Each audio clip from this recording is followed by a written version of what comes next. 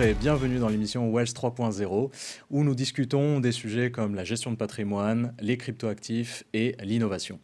Alors aujourd'hui, du haut de ces 624 000 abonnés sur YouTube, aussi connus sous le nom de Hasher, j'ai l'immense plaisir de recevoir Owen Simonin aujourd'hui.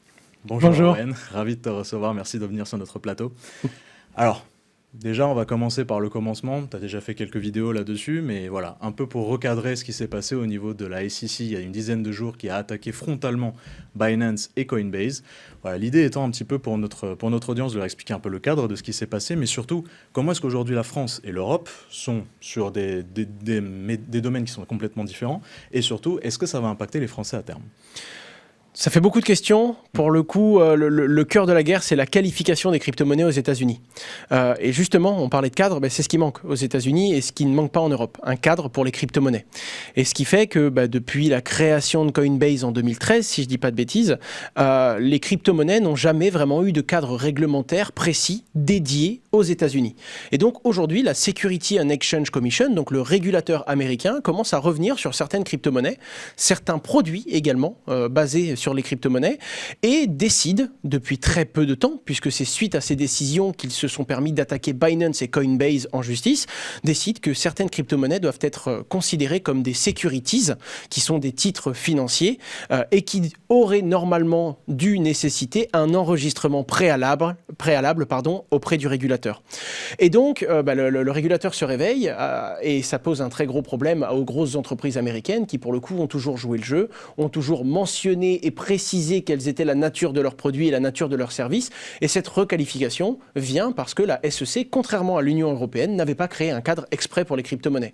Donc en Europe, on n'a pas ce problème parce qu'il y a eu une régulation MiCA, qui s'est d'ailleurs calquée sur ce qu'avait fait la France au niveau de l'encadrement des crypto-monnaies et qui ne va pas considérer les crypto-monnaies comme justement des titres financiers et les comparer par exemple à des actions d'entreprise, pour prendre un exemple très simple. Et donc naturellement, que le cadre soit positif, trop strict ou non, peu importe, ça ce n'est pas le sujet aujourd'hui. Le sujet aujourd'hui, c'est qu'en Europe, il y a un cadre, aux États-Unis, il n'y en avait pas, et du coup, les États-Unis commencent à réguler certaines crypto-monnaies avec le cadre de la finance traditionnelle, qui vient définir qu'est-ce qu'une securities, qu'est-ce qui ne l'est pas, et pour le coup, on se base du coup sur le test de Howey qui date de 1946 pour définir la nature des crypto-monnaies aujourd'hui. Merci beaucoup. Alors aujourd'hui, donc voilà, on a remis un petit peu le cadre sur ce qui s'est passé aux États-Unis. Maintenant, pour se centrer un petit peu plus sur qu'est-ce qui se passe au niveau des CGP, des multifamily office et le cadre institutionnel. Aujourd'hui, ils ont besoin de plus en plus d'être accompagnés par des experts dans le domaine des actifs numériques et plus spécialement parce qu'aujourd'hui, en termes de demande et en termes d'opportunités, les opportunités sont croissantes et que ce soit sur tout type d'actifs numériques, que ce soit les NFT, les crypto-monnaies, les actifs tokenisés, etc. Aujourd'hui, un PSAN comme Meria, aujourd'hui, comment est-ce qu'on vous accompagnez les CGP, les MFO d'une part, mais les institutionnels aussi sur leurs problématiques respectives ? Le point pivot de l'accompagnement, c'est vraiment l'éducation, parce que du coup, tout le monde arrive avec des demandes qui sont bien différentes, avec des besoins ou du coup, des fois même une envie très précise sur une certaine crypto-monnaie, sans savoir qu'est-ce qui existe, qu'est-ce que l'on peut faire techniquement et qu'est-ce que l'on peut faire d'un point de vue de la sécurité de ces fameux actifs, parce qu'il faut les conserver, mais également, qu'est-ce que la loi permet de faire. Aujourd'hui, qu'est-ce que la conformité et l'obligation de l'autorité des marchés financiers nous permet de proposer. Donc, quoi qu'il arrive, déjà une phase d'éducation pour dire ça c'est possible, ça ne l'est pas, et si on veut faire ça, on doit le faire de telle façon en respectant tel schéma de flux, par exemple. Ça, c'est la première grosse discussion qu'on va avoir et qui va varier en fonction naturellement, de la personne et de notre interlocuteur. La deuxième chose, ça va être quelles sont les solutions qu'on propose aujourd'hui. Chez Meria, par exemple, on propose de la gestion libre.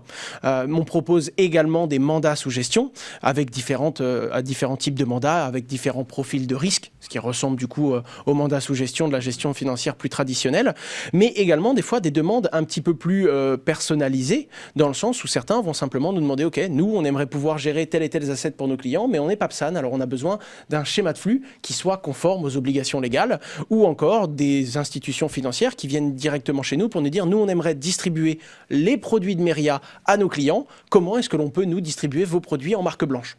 Donc ça va vraiment être un accompagnement personnalisé, même si aujourd'hui, on va dire les 2/3 de la demande viennent justement des family office ou des conseillers en gestion de patrimoine qui veulent répondre aux besoins de leurs clients, besoins qui sont tous plus atypiques les uns que les autres. Très bien. Et là maintenant, je m'adresse un peu sur cette petite note à part, sur cette note de fin, à toute l'interprofessionnalité de la gestion de patrimoine qui nous suit, et je me mets à leur place. Donc du coup, en gros, aujourd'hui, je regarde un peu le marché, je regarde toutes les crises, tous les scandales qui sont arrivés. Donc on a la crise du Luna, on a le scandale de FTX, on a le décrochage de certaines stablecoins, on a la peur d'un futur décrochage sur d'autres stablecoins aujourd'hui. Et bien sûr, cette fameuse guerre ouverte de la SEC qui arrive en plein, là il y a à peine 10 jours, en frontal avec notre cher ami Gary Gensler, qui s'est mis à corps perdu dans cette bataille, qui veut annihiler le monde de la crypto-monnaie d'une certaine manière. Voilà, c'est un peu la mission qui s'est mise quand on regarde un peu comment est-ce qu'il agit sur le marché. Aujourd'hui, je me mets à leur place. Toi, comment est-ce que tu pourrais les rassurer aujourd'hui ? Je pense qu'il ne faut pas forcément essayer de rassurer, parce que oui, on peut donner des bons éléments factuels, mais il y a une réalité qui est basée aussi sur le risque, hein. Je pense que quelqu'un qui veut s'exposer aux crypto-monnaies, ce n'est pas quelqu'un qui ne veut pas de risque du tout. Encore une fois, c'est une question de proportion, hein, parce qu'on peut très bien mettre 2 à 4% du portefeuille de son client sur des actifs plus risqués. Ça s'appelle manager son risque, justement. Je pense que le côté régulation aux États-Unis n'est pas un problème, en tout cas pas pour l'instant, bien que l'Union européenne pourrait s'inspirer des États-Unis. Pour l'instant, c'est même une bonne chose, parce que l'Union européenne fait partie des rares place où justement on a un cadre bien défini pour pouvoir commencer à travailler et des règles qui sont claires. Donc au contraire, ça ne nous affecte pas directement. Pour être totalement franc, d'un point de vue d'entrepreneur, je pense même que ça va nous permettre de capter des volumes sur ce marché-là. Donc je pense que la crainte ne vient pas de là. La vraie crainte qui vient du marché, elle, en plus de tout ce qu'on a dit, donc des incertitudes, des certains stablecoins qui sont censés être adossés au dollar, qui ont perdu leur valeur, et également du marché qui a perdu beaucoup de valeur. On avait un bitcoin qui a touché les 67 000 $, qui est aujourd'hui autour des 25 000, 26 000. En fait, c'est dans ces phases-là qu'on construit son portefeuille. D'ailleurs, il y a ce fameux mème qui est connu dans le monde entier, dans le monde de la crypto-monnaie, qui est tout le monde veut du Bitcoin quand il coûte 67 000 $ et qu'il est surmédiatisé, et plus personne n'en veut quand il coûte 26 000 $. Ça fait 7 ans qu'on fait ce métier avec Meria. On a commencé, le premier Bitcoin que nos associés ont acheté était autour de 100, 200 $. On a connu le Bitcoin qui montait à 1200, et on a vu le Bitcoin descendre à 400 $, et les gens dire, il remontera jamais, c'est plus intéressant.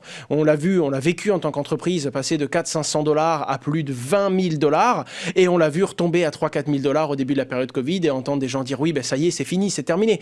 Et quand on l'a vu monter à 60 000, on a des gens qui disent oui, il va s'effondrer, c'est sûr, et il remontera plus jamais. On la connaît, cette musique. Ça vient des cycles, mais tout ce qu'on sait aussi, c'est que maintenant, on a des vraies certitudes sur les fondamentaux. Ce que la technologie apporte, absolument aucune sur sa valeur de demain ou sa valeur des mois à venir, parce que c'est spéculatif et c'est très volatile.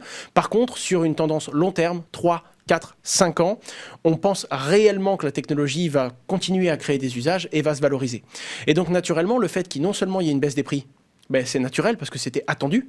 C'est d'ailleurs là qu'on arrive à surperformer son benchmark, parce que c'est là qu'on a réussi à vendre et à enregistrer ses profits, alors que certains rêveurs voulaient rester sur le marché en imaginant que Bitcoin montera encore et encore. Mais non, les arbres ne montent pas jusqu'au ciel pour le coup.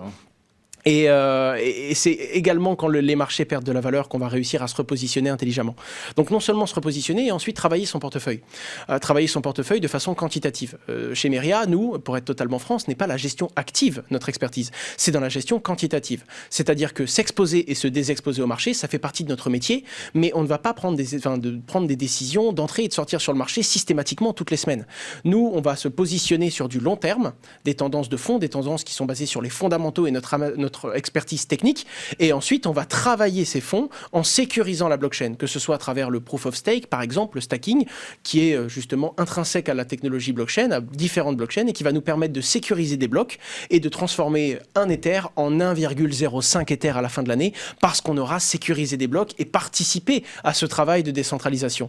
Et donc, en additionnant notre exposition à des moments opportuns et notre capacité à vendre, des fois trop tôt, mais vendre quand tout le monde imagine toucher la Lune, et en additionnant ça à notre capacité à venir accumuler cette crypto-monnaie en participant réellement à la décentralisation, c'est ce qui nous permet de performer notre benchmark et finalement de créer des produits sur mesure qui vont correspondre aux attentes de nombreux clients.